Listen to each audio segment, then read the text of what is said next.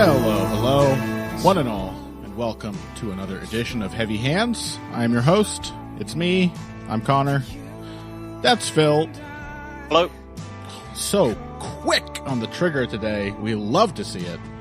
Preparing to go. That's right. Because it's UFC 287. Finally, after a long week without the UFC. What did you do with yourself on the weekend, Phil? I mean, see friends? I did weird stuff like, I socialized and stuff. It was very draining. Ugh. I'm just ready to sort of sit on the couch and pretend I know what I'm looking at UFC 287, which is, of course, main evented by Alex Pereira versus Israel Adesanya 2/4. On this card, we also have Gilbert Burns taking on Jorge Masvidal. Okay. We have Rob Font, Adrian Yanez, and if you want to hear us talking about that, we already touched on it last week in the third segment of last week's main episode.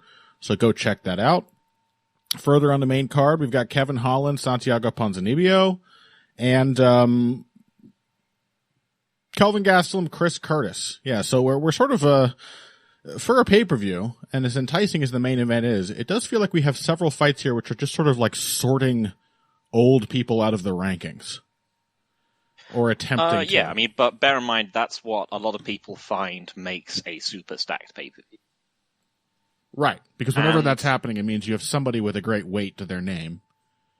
Yeah, and I mean, to be honest, like, most of the time, that does actually also bring something to the card as you're watching it. It's one of those, I mean, I find when I'm watching it, when it's like faded old guys, in the run-up to it, I'm like, I don't really care very much. But once they're actually walking out there, you're like, oh yeah, I remember this guy. I've seen him. I know this guy. Times, you know, the sort of wave of familiarity comes along, and like, it does make for generally a pretty good experience. Oh yeah, and you know, we're following these fighters like characters in a story, and to see the, you know, every point of their arc, and the end of a character's arc is every bit as, if not more important than any other point. You need these matchups to keep divisions functioning. So, yeah, I'm not even complaining. It just, the theme struck me as I looked at it, that we're just sort of seeing a lot of attempts to sort of oust, divisional mainstays from their current spots. Yeah. As for the, I mean, it's also, it's a card where a bunch of people are going to be like, oh my god, Jorge Masvidal. Yeah, of course. Yeah. Who says he'll retire if he loses, which is always a good sign. So, the main event. Alex Pereira, now the champion, taking on Israel Adesanya. I don't know how we can... This is why, Phil, it's better when we're wrong. Has this occurred to you? When we're wrong, we have a lot to talk about and a lot to say. We have to reevaluate our positions and compare any new information to our preconceived notions. We kind of fucking nailed this one last time, I think. Yep. And I mean, yeah, in nailing it, I think we also covered everything that would need to happen for it not to play out the way it did. So we're going to be rehashing some things. We'll see if we can find some new ground to cover. I will tell you right at the start, I sort of, maybe it's the energy of Leon Edwards suffusing me. I sort of wonder if Adesanya can't turn it around and do it this time. More than I did before the last fight. Really? You think you're more confident in him winning than you were last time? No, it just feels like there's more potential. I was fairly confident, I think, that he was not going to make the right decisions against Pereira in the last fight. Having seen it happen, even though I did not like his immediate sort of response afterwards, the thing that makes me think here is I think I'm just sort of like, man, I saw Leon Edwards do it. You can do it too, Izzy. You don't have to be timid.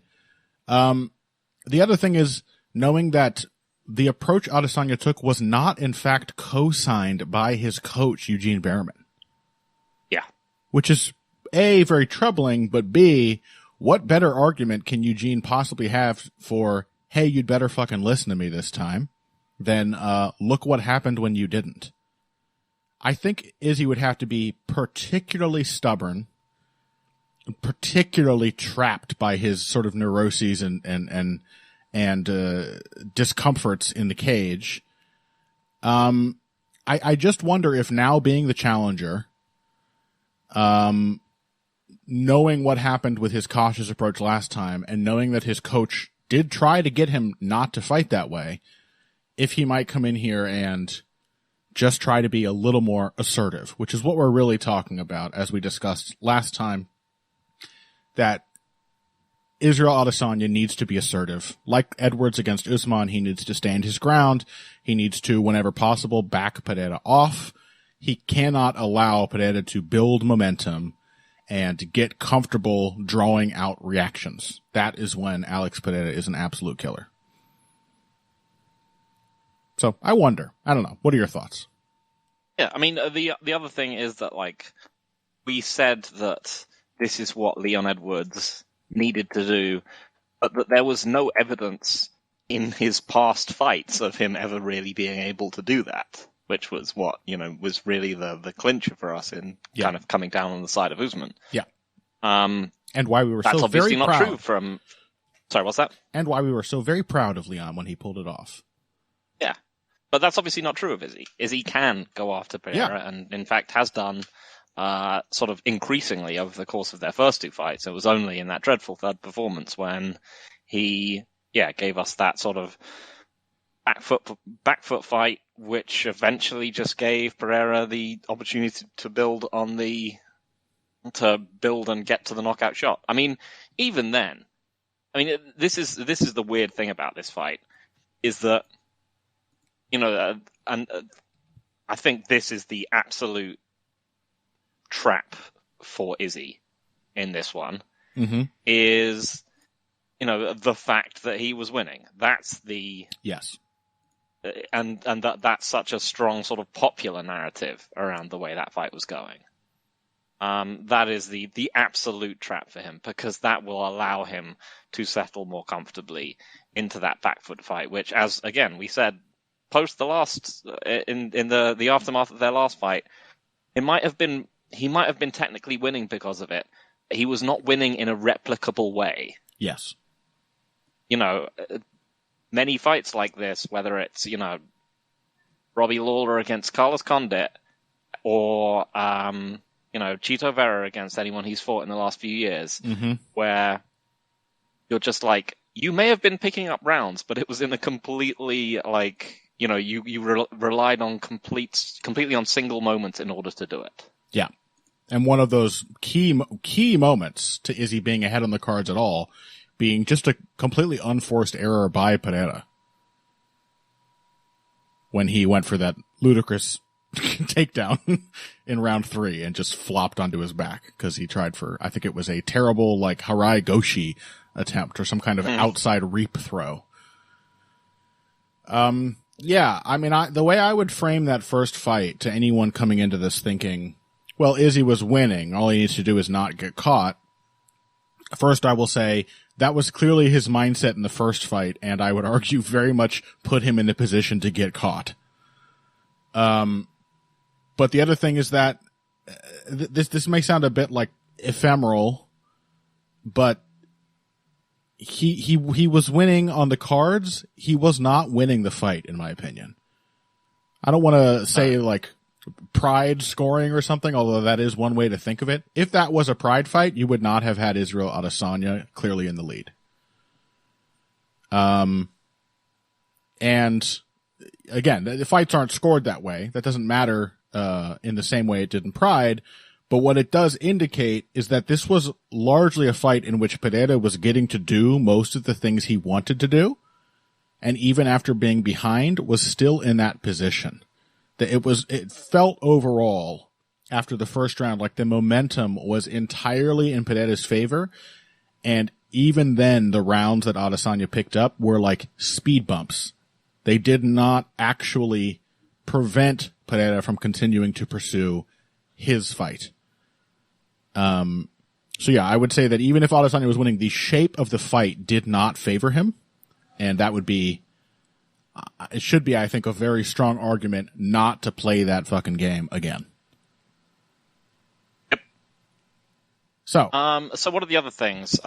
We said last time that Izzy could probably, even if he backed himself into the fence, he could probably do a good job of escaping in the clinch. Pereira did a much better job of fighting in the clinch than he has either in MMA or kickboxing, frankly.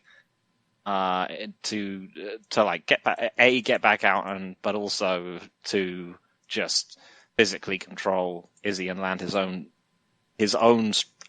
clinch strikes, and to like be able to work his own dirty boxing. I think a lot of the actual damage he inflicted was like really tight, enclosed exchanges by the fence, like just around clinch range. Mm-hmm. So that makes it all the more important that Adesanya has to come forward. Yeah, because that's not a safety valve anymore, really. Yeah, I mean, it might be to some extent if he can hit takedowns again, but because Pereira again is, unless we assume great improvement since the last time, still clearly a terrible grappler, and Adesanya is actually quite a good one, I think, in many ways. Contextually. Yeah. Yeah, let me put it this way. There's another way to look at this. Because I know we still, even after that, we got some pushback from some people that were like, no, well, he was winning, et cetera, et cetera. There are two, fighting against type is a challenge. And clearly Adesanya has become more of a defensive type over the course of his UFC career. I think standing his ground, testing Pereira right from the jump and trying to stay on him, that is no more against type for Adesanya than thinking he has to out-grapple him to win. I mean, mm-hmm. Right? Like, one of those flies directly in the face of how the entire fighting career of Israel Adesanya. And I think led to him gassing and panicking when it didn't just continue working and didn't allow him to dominate the fight. It's possible, but it's more possible, and I would say more practical, for him to do the slight mindset change of, beat this dude up. He's good at that. Early in his UFC career, he was beating dudes up. I can't recall who it was on Twitter this week. If it was, it might have been Miguel Class, who was sort of comparing Adesanya's 2 fights with Marvin Vettori. Mm-hmm. And like, even just over that span of time, there is a dramatic difference in just the general sort of directionality of the fight. The first time around, it's almost always Adesanya coming forward or holding the center of the cage. And then the second fight, he spends almost the entire time with his ass against the fence, and as a result has to do a ton more defensive wrestling and defensive everything else, because he is not seeking any initiative. And initiative is extremely important in fighting. And Alex Pereira is a particularly dangerous man to hand that sort of mechanic over to just give him the keys to how the fight is going to be shaped, who's going to be pressing and who's going to be dictating the exchanges. So I would say that trying to be defensive and trying to focus more on the grappling weakness is just completely that is a classic MMA overcorrection. That is completely the wrong way to approach a guy like Alex Pereira, who Adesanya is perfectly capable of backing up and overwhelming and hurting on the feet, which is where he's actually good and comfortable and can maintain a pace, which he clearly couldn't do with the grappling. I mean, he was so inactive in that, was it the 4th round? I think it was the 3rd. The 3rd, where you got the takedown, and he was so inactive. Took all the energy he had just to stop Pereira from muscling his way out, and it made him tired too. It is not the sort of energy expenditure he spent his whole career preparing his body for, or his mind. And and it's also, it's just deliberately tying up with a man who is, 9 feet tall. Who's a heavyweight by 30 pounds. Yeah, deliberately tying up with a heavyweight, getting into a much more purely physical kind of fight. Whereas at range, Adesanya has physical advantages. He's faster. He's more mobile. He has more physical advantages that he can lean on there. And I just want to stress that the mental thing is so critical here, that if you put yourself in a position of thinking, I better be out grappling and out wrestling this guy, or the fight is not going according to plan, you are setting yourself up for a dramatic spiral at some point, which I believe happened. Like, you don't want your whole sort of your sense of confidence and your hope for the fight working out to hinge on something that is at best your second best phase. Like, no, not a good place to put yourself mentally. You are painting yourself into a corner. So, what specifically would we like to see? What did we see in that second fight that Adesanya did well? That wasn't, the part where he was sort of doing everything he could to keep Pereira down. I mean, just follow up his strikes in combination. That's big. I think Pereira was doing a good job of, as the fight went on, he was doing a better job of checking the low kicks. Yes. I think Izzy should front kick and head kick more. Again, I don't think there's really a risk that he's not going to get taken down. He might get. I mean, there's a chance if he throws a front kick, that he might get parried and knocked out. But it's pretty hard to do. Izzy's got a great left body kick. Just whip that round kick to the body. Like, yeah, you scared of getting taken down by this dude? That's the usual concern in MMA. He landed some good ones in this fight. Just crushes ribs. Yeah. I thought that Izzy gassed out, but Pereira was looking very shaky towards the end, I think, of that in that fourth round. The fourth round was grappling. Basically a recovery round for him, and Adesanya let him have it. Yep. And yeah, if he'd been throwing in a bunch of body kicks in there, probably would have been a lot better. Just follow in behind his strikes. So again, I think it was Miguel who posted on Twitter this one, which was the sticky punches, which you talked about so much earlier on in Adesanya's career. Stealing my terminology, whatever. Yeah, he'll pay for this. As I said, the ones that you talked about. Not you. It's Miguel I'm mad at. He'll pay for this. Yeah, son of a bitch.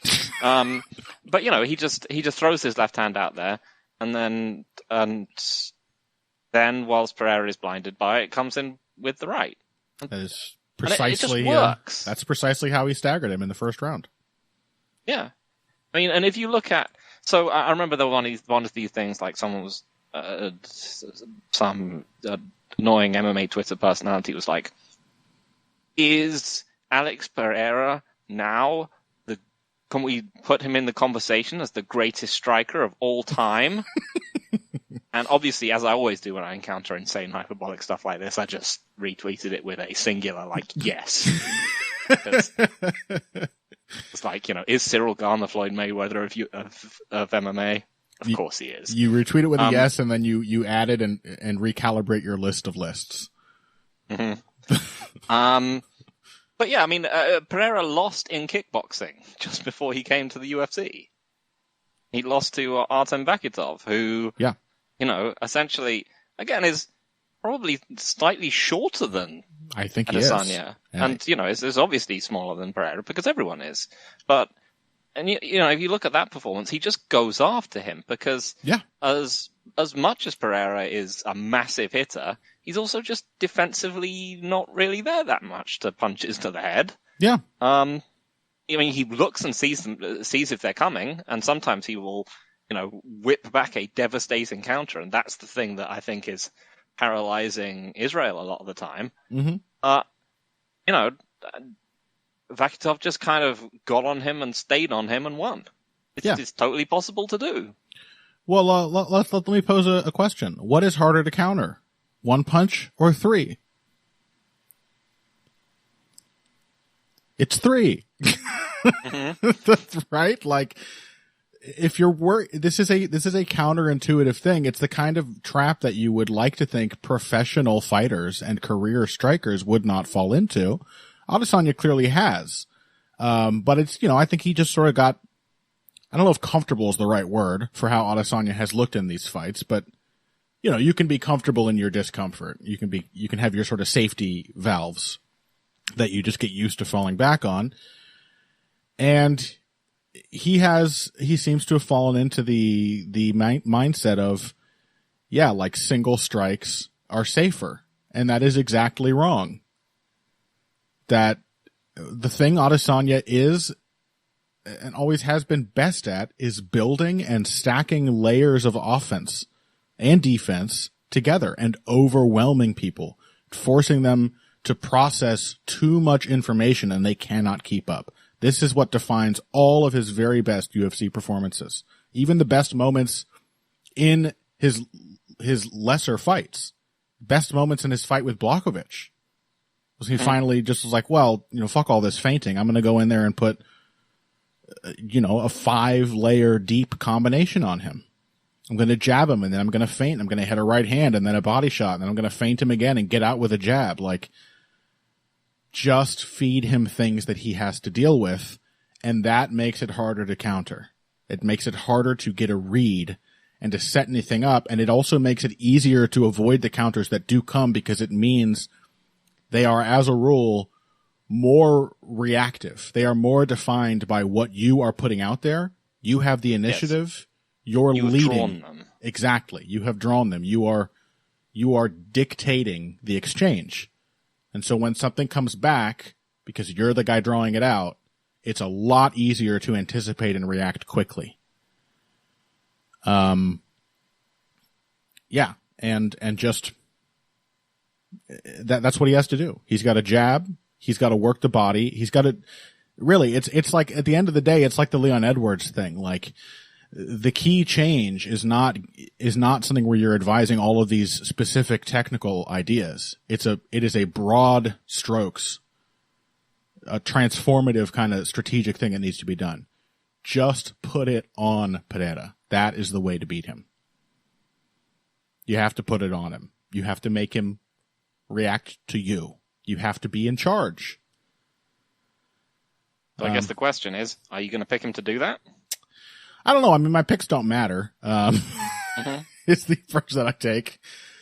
Again, I do have a feeling, an inexplicable feeling. This is why picking fights is so hard, because I can perfectly, I think, see how things should go. It's are they going to do it that I have no idea how some people do seem to have a talent for just sussing that out. Crooklyn, Steffi over at BE is like, she doesn't put any thought into her picks. She just vibes, pure vibes, and she has like the strongest record. She has had one of the strongest records for her entire tenure at Bloody Elbow. Absolutely. It's not a skill I have or a talent that I have. I feel I've laid out how the fight should go. The question is, does Adesanya take the lesson? Has Eugene Berriman really impressed on him that the "I told you so" of the last fight? There is also the fact, which we haven't addressed, I think you may have mentioned it last week, that there have been a few concerning reports about Pereira's ability to make the weight. That, like, I think you mentioned, or maybe it was Zane, mentioned that, like, Glover Teixeira was talking about how... Yep, that was me, yeah. Yeah, and that he's, like, started cutting weight, like, 2 weeks out. I don't know if that means dieting or if he was dehydrating himself already that early. You just don't know. It seems impossible that Pereira could continue to be a middleweight for very long. He's just way too big. I don't know. I'm waffling. Who are you going to pick? And then I will be a contrarian.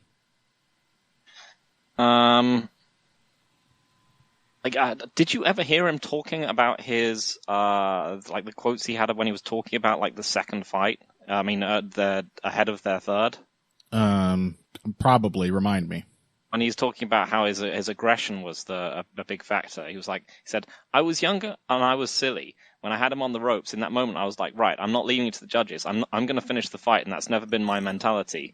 He's also admitted that his style of fighting is more suited to mixed martial arts. The way you defend is different. The way you attack is different. It's kind of stupid.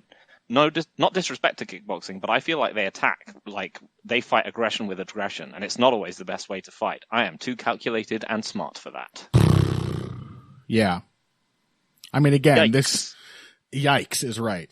Again, this is all before that fight. Like, and Eugene Behrman this entire time was presumably disagreeing with him every day. Like, no. Aggression does win fights, particularly against this dude. Or at least the opposite. Lack of aggression will lose this fight. I'm just gonna pick Pereira again. I'm sorry, Izzy. I mean, I need to see it. It's basically the Usman Edwards pick. There's every possibility. He has done it before in a way that Leon Edwards never did. So it's right there, man. The correct way to fight is right there on the table. It's worth pointing out that even fighting correctly is not bulletproof insurance against getting caught. No, I mean, because we pretty much said their second that's fight. What he was doing in their second fight. Yeah, he got clipped in their second fight after nearly crushing Pereira. Although, if he was thinking, I'm going to finish this dude, he kind of pretty much did it and would have in MMA, as we've said before. So I mean, he pretty much finished him in their last fight as well. It was just at the bell. Absolutely, yeah. And then he comes out in the very next round and is like, well, I'm set. I'm not going to try to hurt him or overwhelm him. I'm winning now. Yeah, he's perfectly capable of finishing Pereira. Pereira is perfectly capable of finishing him even if he's losing. I just need to see it, you know. There is a reason I confidently picked Pereira last time. I just do not trust this post-championship version of Israel Adesanya to be aggressive enough. It does not like he has to be crazy. He just has to have the mindset of like, I'm not going to back up. I'm not going to let you boss me around. It is really that simple. But he clearly thinks he's too smart for that. Yeah, I mean, he said that this is pretty much his last chance at the belt. He knows he's going to go back into contention, and it's going to take him forever to get back to it if it doesn't work. As I said, he's going to have Behrman in his ear telling him, "I told you so." Mm-hmm. But yeah, I mean, how much can you trust it?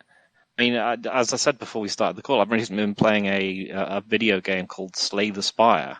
Mm-hmm. There's a sort of sub-boss character in it, which is just a big giant stone head. Mm-hmm. And sort of a womp.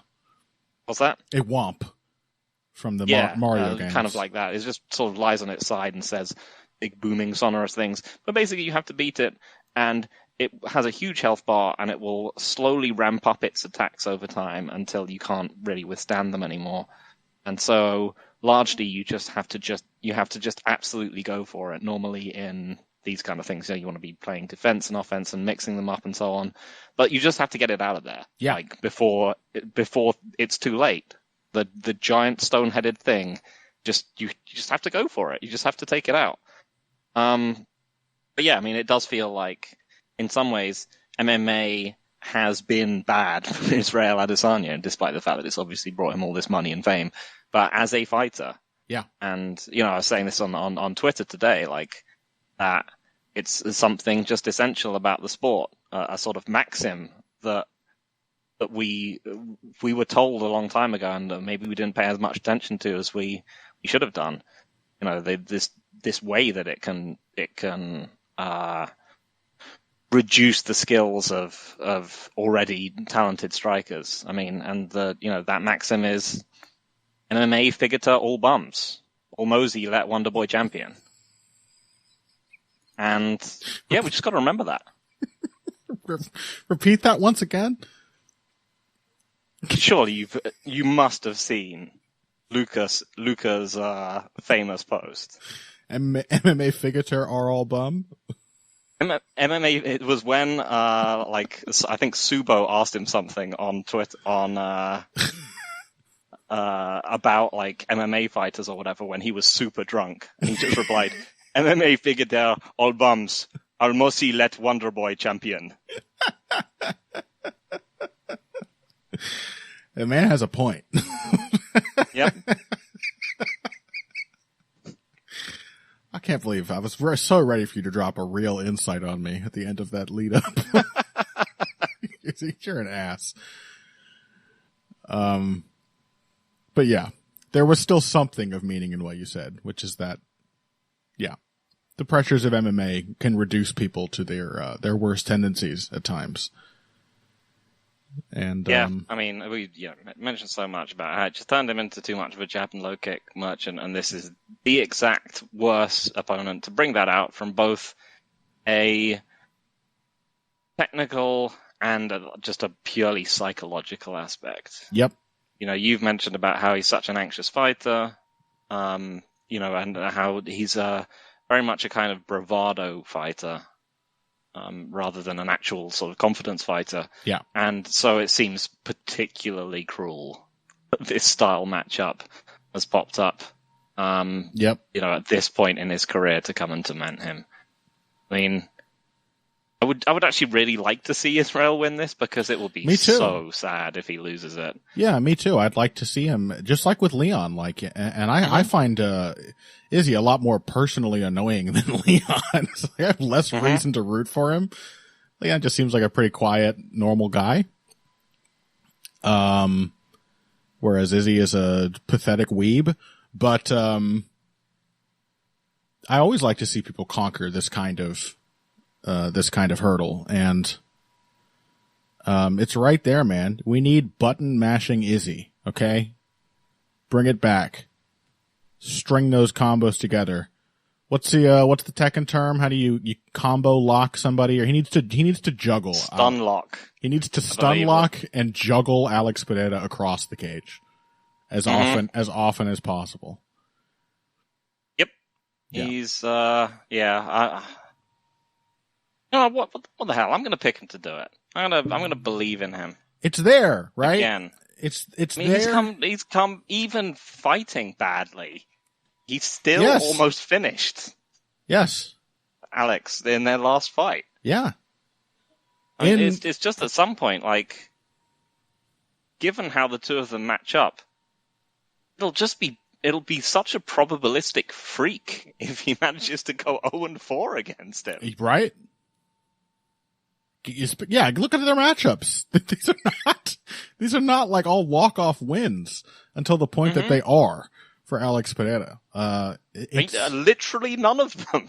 He hasn't had a single convincing win where you're like, he was the better fighter all the way through. As we said, the last one is by far his most coherent performance. But you're just you still came within. You still got almost dusted in the first round. Yeah, and so much of that coherence and that full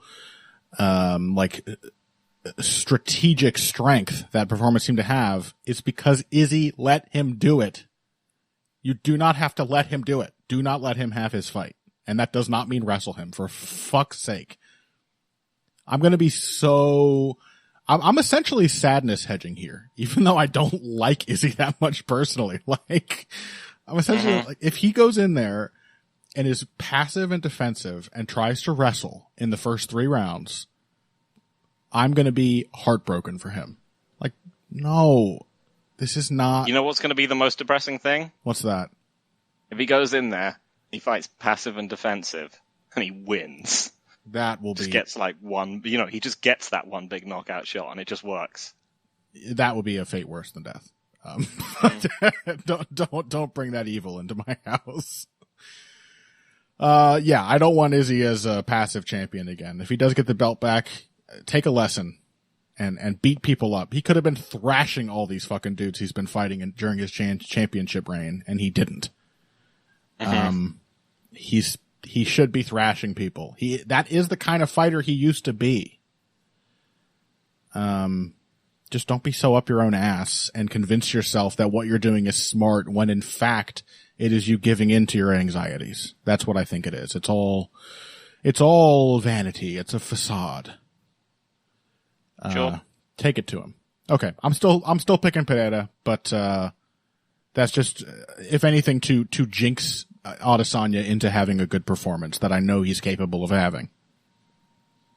Yeah, and my one's really like a surprising optimism one, where I'd just be like, wouldn't it be great if he just did this? Yeah. I'd like to see it. I was tempted to go that way. Again, the picks don't really matter. It's just something to talk about that lets us discuss the fight. But I was also tempted to say, I know he can do it. I know he can. We'll see. Anyway, that is the main event of UFC 287. A fascinating clash between these two rivals. And for all that we can't discuss it without covering ground we've already trodden. It remains an incredibly fascinating dynamic between these two guys. And I'm very much looking forward to seeing it happen again. And I will be hoping to see Adesanya make some better decisions this time. I know he can do it. Let's take a break. When we come back, the co-main event, Gilbert Burns versus some guy named Jorge Masvidal. Never heard of him. Kevin Holland versus Santiago Ponzanibio, Kelvin Gastelum versus Chris Curtis, all of those after this. Hey everybody, thanks for listening to this week's Heavy Hands. If you like what you hear, please consider pledging to support the podcast on Patreon. Patreon is basically continuous crowdfunding. You sign up to contribute a certain amount per month to help us with production costs and the like, and in return you get rewards ranging from a mention on the Heavy Hands website to a question or topic of your choice being discussed on the show. We have a lot more in the works to reward you for your help, and we appreciate every contribution. No amount is too small. Just head over to patreon.com and find how you can help out, the only show dedicated to the finer points of face punching. Now let's get back to it. All right, welcome back to Heavy Hands. Burns, Masvidal. As I said at the top, we're sort of sorting through some like old furniture in a few of these divisions. Jorge Masvidal has not had a good performance in, how long has it been now? Does him beating up Nate Diaz count? Yeah, I would say so. In 2019. And granted, the 3 fights since then have not been ones I would ever have expected Jorge to look good in. Largely because they were all against aggressive wrestlers who could take advantage of his career-long tendency to corner himself. And just, he's always been a good wrestler, but you are going to decrease your chances of stopping more takedowns if you're just constantly putting yourself in a position where a double leg shot is like free. And why not try it? That's what he does. Usman and Covington both backed him into the cage, or rather, with a little help from Jorge himself. And he could never get any momentum going. A classic way for Masvidal to lose, and I see no reason not to expect something similar this time. Yep. Yeah. Gilbert Burns still looks like a fighter in his prime. Yep. And boy, Masvidal, A, doesn't, but B, even if he wasn't, I'd pick him to lose it anyway. Yeah. I think is the general way this one works. So one of the things I was thinking about was did you see the Joe Rogan thing that turned up that he was talking about recently? I can't remember whether it was before Masvidal went on his show, I think, but I don't know. I don't watch it. I just saw the clips pop up on Twitter. But he was apparently saying how who was saying? Jorge? Rogan was saying how the competition that Usman fought was so much better than the competition that GSP fought. Yes. And, he was fighting guys like Jorge Masvidal and so on. And if Masvidal had been around in GSP's day and so on and so forth, right? Yeah, Masvidal definitely would have beaten GSP. I 100% agree. I am an incredibly stupid man, and I agree. Yeah. Obviously it's silly from many perspectives, not least of which is Jorge Masvidal was an active fighter and started fighting around the same time as GSP did. Right.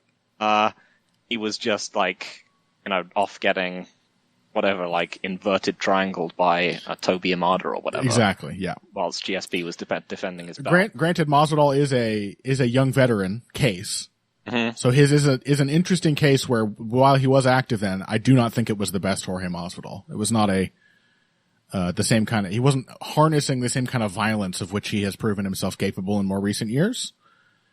But it seems like that window has also closed.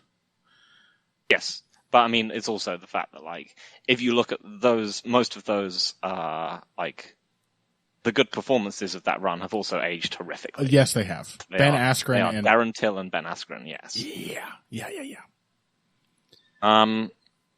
But, you know, in all of that, there is a germ of truth. No, don't say it. Because don't say it. There is. Because even in his physical prime, Jorge Masvidal was an example. He was a modern fighter but he was back in that era. Because if you look at him, like, the sheer depth and breadth of skill that he presented as a striker, as a grappler, generally as an anti-wrestler, you know, it was possible to get wrestling to set up wrestling attacks on him, but it was very difficult to actually functionally out-wrestle Jorge Masvidal. Oh, yeah. In terms of his size for the weight class, he's one of those guys who stood out as he stands out if you look back at the weight classes that he was in. If you look back at lightweights, essentially most like high-level lightweights back in the day would now be featherweights, and so on. Everyone would jump down a class. Yeah, he was certainly much bigger than Gilbert Melendez, for example, an all-time great lightweight when they fought. Yeah, he would be a good-sized, large, modern lightweight. Yeah. Everything about him makes him look like a modern class of fighter that you didn't really see that much back in those days. This is the kicker, is that obviously it didn't matter that much, because he still lost tons of fights. Yeah. Because it's just in him. And I think this is it's just a key thing to bear in mind when you look at fighters. It's just like, are they winners?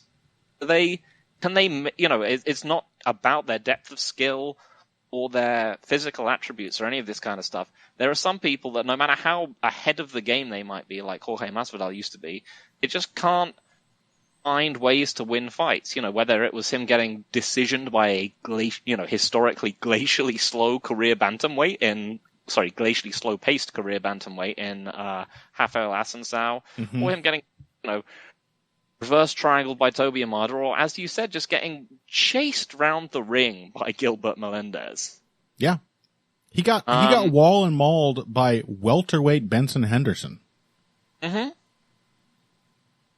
And yeah, he was just a guy who would be happy to let his opponent dictate how the fight was going to go. Yeah. He would basically say, I'm good everywhere. Where would you like this fight to be? And the person who he was fighting would take that initiative and force it into the area that they were precisely the strongest, whether it was Damian Maia or Stephen Thompson, or even, Ben Henderson just being like, we're going to have a weird clinchy decision where I'm going to win, because that's what I do. And yeah, he just has despite all those gifts, he has a remarkable lack of signature career wins. It's true. And yeah, I mean, and current Gilbert Burns is someone who started off as being, a fighter who was somewhat unsure in his game and, clearly could be mentally broken and was, but has just sort of layered aggression and initiative onto himself over the time until it comes naturally to him. He knows that that's what he should do, that that's his best way of winning, that's his that's his bread and butter now. I just fully expect him to just, I think it'll probably look a bit more like Gilbert. I think it'll probably look a bit more like the Melendez fight than it will necessarily like Covington. I think Burns will probably beat him up a bit more on the feet. Just someone who consistently goes after Jorge Masvidal and insistently says, this is the phase where I want the fight, and in this case, I would like it to be just forcing you around the cage. Mm-hmm. Like, he's never beaten that. No. And there's no reason to assume why he should. I mean, sure, he can. He's, as I said, he's, one of the most well-rounded fighters, historically well-rounded fighters ever, and he's hits hard, and he's taller and bigger and all that kind of stuff, but no way. I can't pick it. Yeah. No, I co-sign absolutely everything you just said. All I'll say is that I think he may very well also out-wrestle Jorge because, like, oh yeah, for sure. I think we could get a combination of Jorge's fight with Melendez and Gilbert's fight with Stephen Thompson. Yep. Where he just gets to cram him into the cage a ton of times. The thing is that, like, in addition to this just being the kind of matchup Jorge has always lost, because it is an initiative-seeking fighter, and there are a lot of parallels here, by the way, to, like, our Adesanya Pereira discussion. Like, Adesanya making that strategic error against Pereira and so many other in his title defenses is exactly the career-long struggle of Jorge Masvidal. It's just letting opponents of many different stripes dictate the fight. But the thing is that, like, in that fight with Colby Covington, for example, he looked bad in the moments when that wasn't happening. Like, let's be clear, this is new Colby Covington. Remember the guy who looked like absolute shit in the rematch with Kamaru Usman? Until he was, like, beaten into revisiting his own old ways? Who was, like, weirdly passive and trying to do, like, back foot kickboxing and didn't know how to make it work because his striking game is only functional if it is tied to constant pressure and aggression. There were moments in that fight with Colby where Jorge was given the opportunity to come forward, to draw striking exchanges out of Covington, and he didn't even make good decisions there. Like, I think his boxing has just deteriorated. Yeah, I mean, I think he's just. I mean, now he's really come out of the other side of that brief burst of that brief kind of burst of activity that got him to the title. Yep. Is that he's now, like, I think there's a good chance he's just Masvidal. Like, he's more passive than he used to be. Yeah, but the more passive almost as a result of now knowing that these, like, trick athletic moves can work for him. Because he's in there against... I mean, I think he's just getting slower and older. I mean, I'm sure that too. He's going to start this fight, and he's going to posture a bit, and then he's going to try some wild thing. Yeah. Like, right at the start. It's not going to work. Yeah. And then that's going to be sort of it, I think, for the rest of the fight. Yeah, but the thing is like, he largely, like, forgot about his jab. He was, like, pretty poor at countering kicks, something he has always been remarkably good at. He just kept trying to, like, set up wide right hands and, like, stance switching left hooks and stuff, like the kind of shit that worked against, like, Darren Till. But in the absence of all the other good boxing moves he did in that fight. It's like he's now slower, so the tricky athletic shit is less potent than it was a few years ago. But it seems to have robbed him of a lot of his other just fundamentally good techniques. It seems to have broken his process as a boxer. And this only combines with his, again, long present tendency. Tendency isn't even the right word. Like, it's a pathology. A pathology, yeah. It is an inescapable pattern in which he lets people push him around and have the fight that they want to have. So Gilbert Burns took the long road to becoming an aggressive, well-rounded fighter. If this was the Gilbert Burns who lost to Rashid Magomedov, might have picked Jorge to be tricky and to touch him up with the jab and make him timid. And that Gilbert just doesn't exist anymore. He is not a timid fighter. He's going in there. He is perfectly willing to get hit. In fact, he expects it. and will fire back the moment you touch him, and will use his defense super aggressively, and will take whatever targets are available to him. He hits the body, he kicks the legs, he shoots for takedowns, and he pressures and puts all these things together. So absolutely, I am picking Gilbert Burns to essentially just wipe Jorge Masvidal out of an already completely undeserved rankings slot. Yeah, and also I will be appalled if Jorge finds some way to win, because he's 100% getting a title shot. Oh my God, imagine. Yeah, he's essentially like welterweight's Tony Ferguson at this point. Or it's, only I don't feel bad for. Yeah, exactly. When bad things happen to him. No, I don't feel bad at all. But in that he's because of the guys he's been losing to being so highly regarded themselves. I mean, the ultimate joke. In a ranking, despite the fact that you look at him and you're just like, you don't deserve to be anywhere near the top of this division. The fights themselves, he's getting trashed. Although, having said all this, he's actually officially ranked 11. I thought he was higher than that.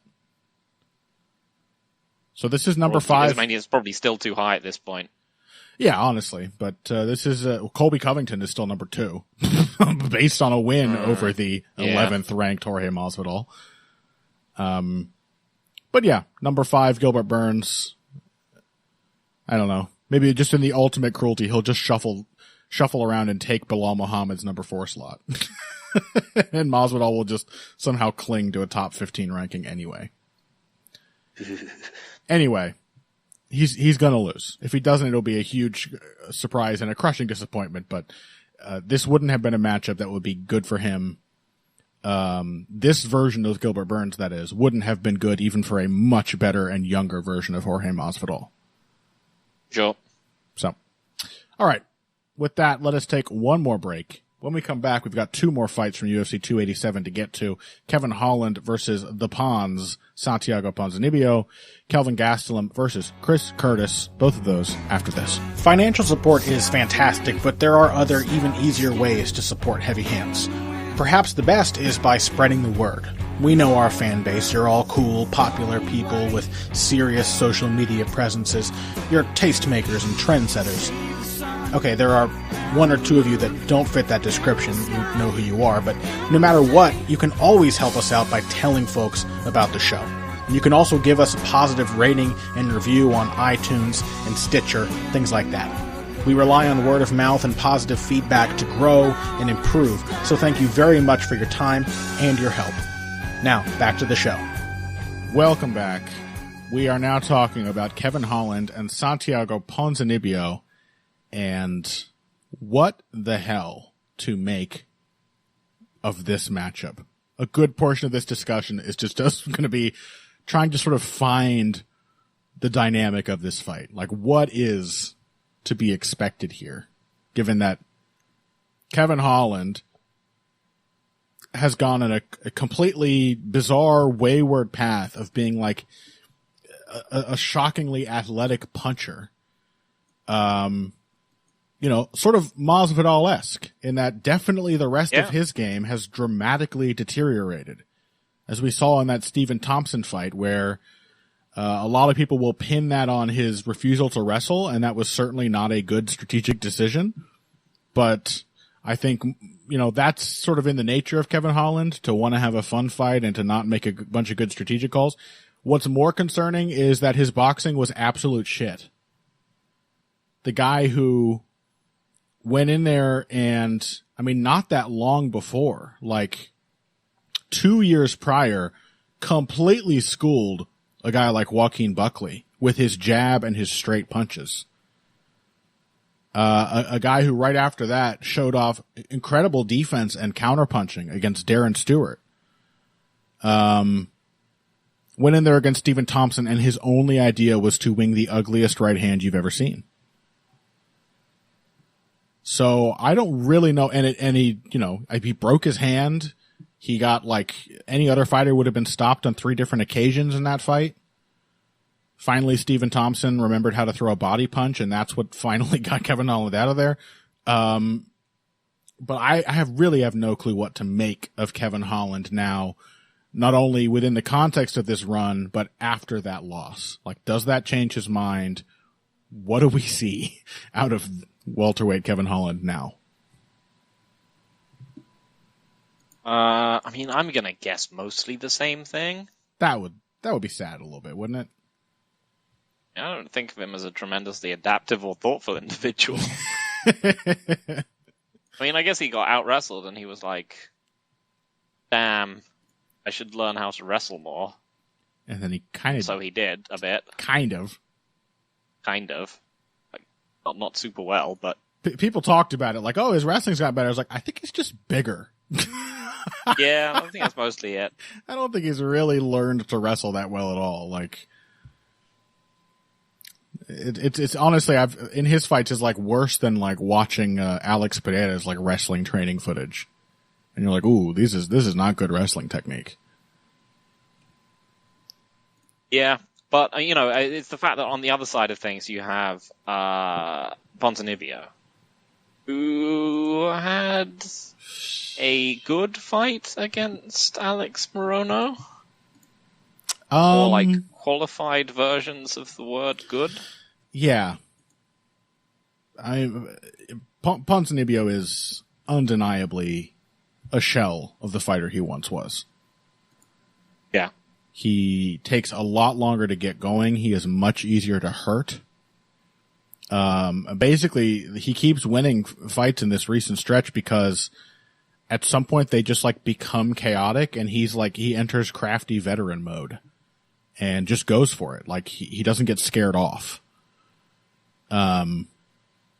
But every single one of these fights has to devolve into a ludicrous brawl before Ponzanibio actually like finds a way to win.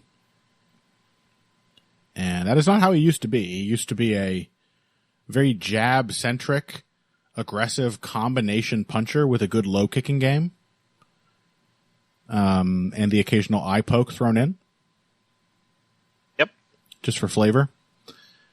And, now, like, he's in there pretty soundly getting out-jabbed by Alex Morono. I mean, at least he worked his jab more than he has lately. You could see him trying to be, Ponzanibio, I think, more so than you could against, like, some of his other, like, the Miguel Baeza one, I remember as being particularly damning. Absolutely. Because, like, that first round, I was just like, oh no, he's done. Yeah. And then suddenly he remembered how to fight in, like, the second round. Mm-hmm. So yeah, I mean, I guess the main thing is that I just don't trust the Pons anymore, unfortunately. Do you trust Kevin Holland, though? Yes, I trust him to be extremely durable, and I trust him to hurt Ponzanibio at least once. That's quite badly. That's a certainty. Because Alex Morono was pretty badly hurting Pons. Yeah. A couple of weird exchanges where they're kind of stumbling around and he would hit him on breaks, and then Pons would kind of stagger. Like, he got knocked down at one point. Like, Alex Morono is no one's idea of a power puncher. He's a respectable puncher. But yeah, the point is literally everybody hurts Ponzanibio at least once these days. Mm-hmm. And as we've said, Holland kind of is a puncher at welterweight. So, I mean, I honestly expect this to be like the Tim Means fight. Oh, I'm just like, yeah, obviously, Pons, in his prime, a much better fighter. If they fought... I mean, weirdly enough, if they fought when Holland was still trying to be good, it probably would have been like a really cool fight. Absolutely. Yeah. Pretty cool, like, matchup of, of left hands. And, because we've seen, like Holland's old fight against, who was it? Was it Jeff Neal? Mm-hmm. Or was it, he did have an old fight with Jeff Neal, although I would Melinda. say, yeah, it's probably the Melinda one. The Jeff Neal fight is more in the mold of what he's been doing now. Like, he kind of wins that fight by just going after Jeff and winging right hands at him. Mm-hmm. But yeah, I mean, it's just the fact that, like, I expect the Pons to hit Holland, and I expect it to like ding him up, but he's Kevin Holland. But then I expect Kevin Holland to hit the Pons and it to really badly hurt him. Yeah, to hit him like squarely on the top of the head and somehow just knock him dead with that. Mm-hmm. Standing hammer fist just obliterates Ponzanibio. Yep. Yeah, I kind of get that. I mean, the thing is that even in like that first round with Alex Morono, like, yes, Ponzanibio is trying to be a smart fighter. He's trying to jab, but you know, I said he doesn't break, but there is a timidity to Ponzanibio that he has to shake himself out of. Like, he needs the process of not being broken, it seems, to really sort of recapture some of the fighter he used to be. Otherwise, he tends to start his fights the same way. Remember, after his like first injury and layoff, he came back and fought the Leech. And was just very clearly concerned about getting countered. Like, his range was all off. He was overthrowing things from way too far out. And as often happens with these things, it became a self-fulfilling prophecy. He did get countered. He got slept. He still starts his fights that way, even against Morono, where he's in there trying to have the battle of jabs with him. These jabs are not setting up any pressure. They're not creating any initiative. He's like doing like an exaggerated slip duck after every one. Like, there is still that timidity ever since that layoff. And like I said, he's winning these fights after surviving that phase. And it does seem like he might not survive it. He might just get clocked. That would suck, dude. Much as I still love Kevin. I believe we have had this conversation before the Tim Means fight. You were like, but Tim Means is so good and so crafty. I was like, yeah, he's also old. Yeah, and Tim Means remains a better, more consistent technician. He's gotten old. Even older. Yeah, he's gotten old, but his game is still a very clear evolution of the game he was playing in his prime. Yep. That is not so with Ponzanibio. Sadly not. Yeah. Man, why'd you have to say that about classic Kevin Holland fighting Ponzanibio? It would have been like a weird, bizarro version of Ponz's classic fight with Nordine Taleb. Yeah. Which was a fantastic instead we're just battle. Going to get like Kevin flailing blindly around the cage whilst Pons looks absolutely terrified till one of his blind swings catches him. Oh, Lord. All right, I guess I'll take fucking Kevin. You gotta love the guy. Every time I think I'm getting fed up with him, I just see him or hear him say something, and I'm like, oh, you. I can't stay mad at you. I cannot stay mad at Kevin, but yeah, I still would be very happy to see him lose this fight. Okay. Well, both of us taking Kevin Holland with various mixed feelings about it. Let's finish up here then by touching on the featured prelim of this card, for the moment anyway. Kelvin Gastelum versus Chris Curtis. Speaking of personalities that I cannot help but love. Chris Curtis, even after, I think a lot of people, you know, he's like my new Leech. Like, everybody turned on the Leech for his heinous fouling against Jake Matthews. And I was like, fine, whatever. Like, completely hypocritically. There's other fighters that I would be like, how dare they? And then sometimes I'm just like, when Joanna fouls or the Leech fouls, I'm like, well, you know, they're just trying to win.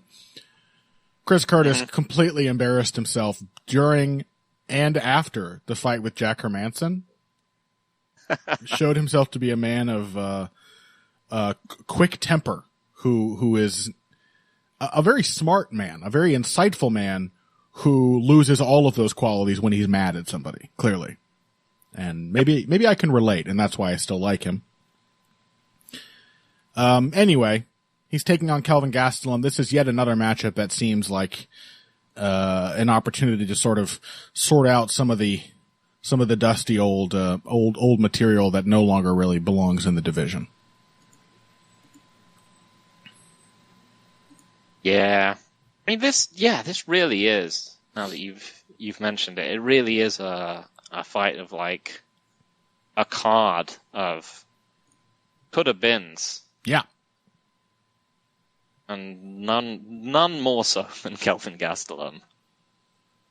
I mean, I guess the question is like, what kind of way is he going to try and have this fight? Who knows? Is it going to be wrestling Kelvin Gastelum? I don't really see that working. Chris Curtis, a very strong defensive wrestler. Yeah, I mean, I don't really see any of the ways that he fights working. I mean, there is obviously like a way in which I can see Kelvin Gastelum winning this, which is that he just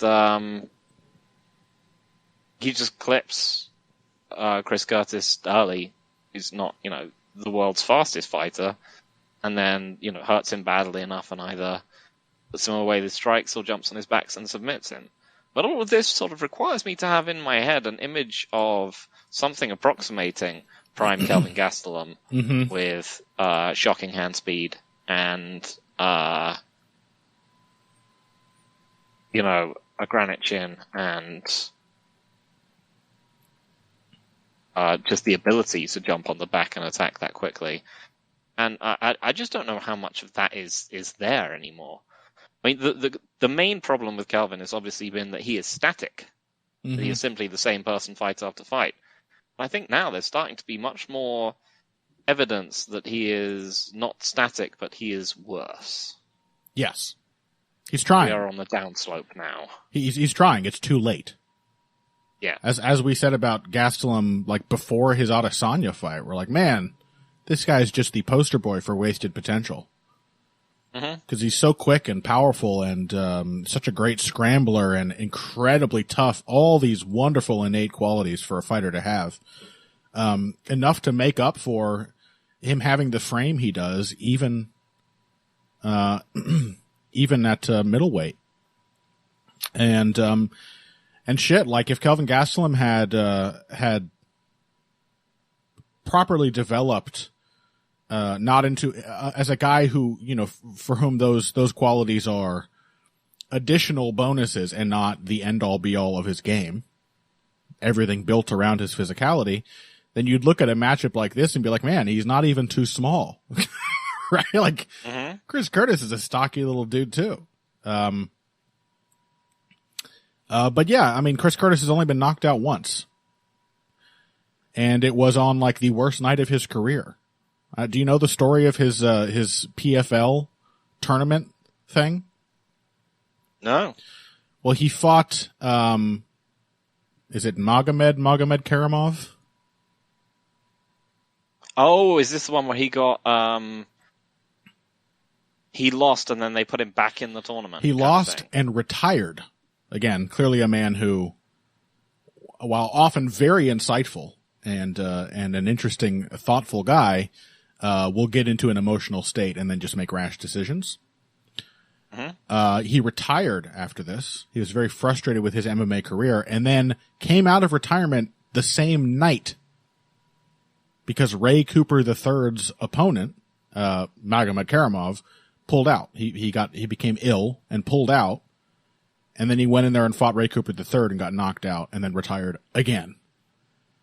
So the only time he has ever been KO'd was on, again, I think he would tell you himself, the worst night of his career, when he was clearly just not there, wasn't prepared, and was not mentally in a state to adapt to what Ray Cooper had to offer. Otherwise, he's both incredibly durable and truly quite difficult to hit clean. I wouldn't say Chris Curtis is a great defensive fighter, but he is an attentive defender.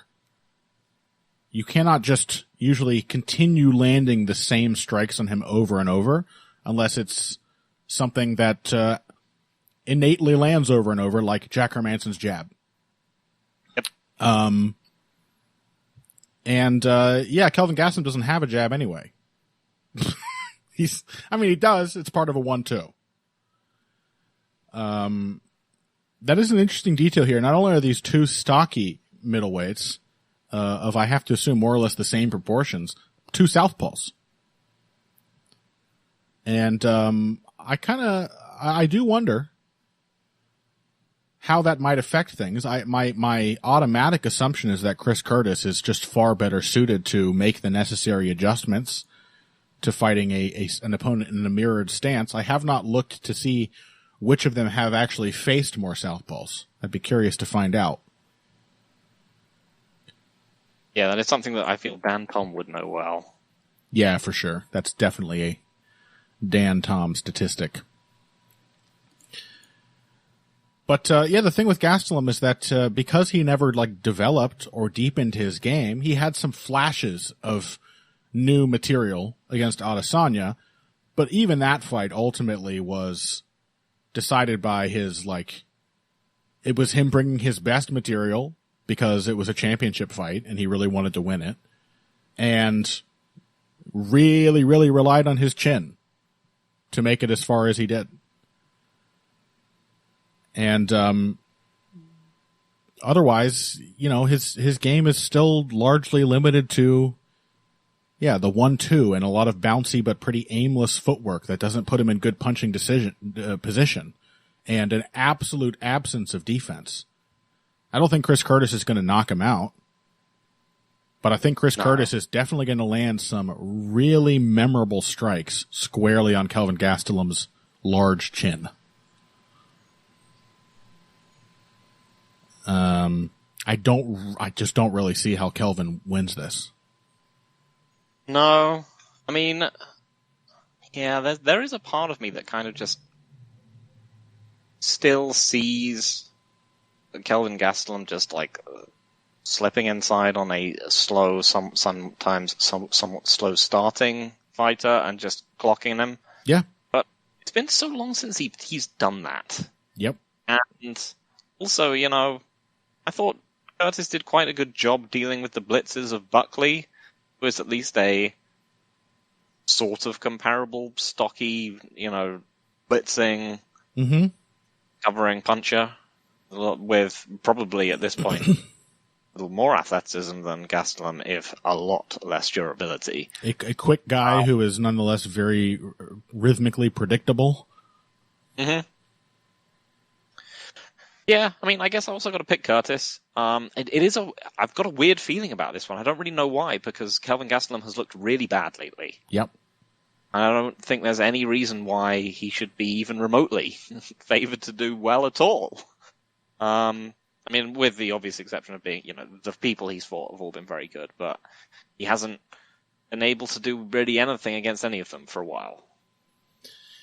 Yeah, I mean, I just have to say that, Chris Curtis, again, he pays attention on defense and will make adjustments. A thing might work on him at first, but as long as it doesn't knock him out cold, he's going to start slipping it. And Gastelum, again, one of his major shortcomings is that he has these initially effective options and then just extremely limited, if not non-existent, ability to expand or build on that at all.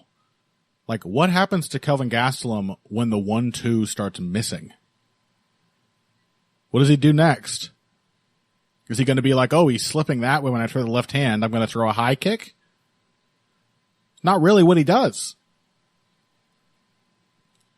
No, it's pretty much just the one thing and trying harder at it as the fight goes on. Yeah. And taking advantage of the fact that to this day he has one of the best chins in the sport. But he's extremely hittable. And like I said, Curtis does have a knack in that Joaquin Buckley fight, for example. The commentators are like, man, I think he's getting outworked. And even in a fight where Buckley was doing way, way more than Chris Curtis, pretty obvious to me that Curtis was winning. Because every time Curtis would land a punch, it would be a considered, well-timed, accurate power shot on the counter. That would just be that was the best shot of the round.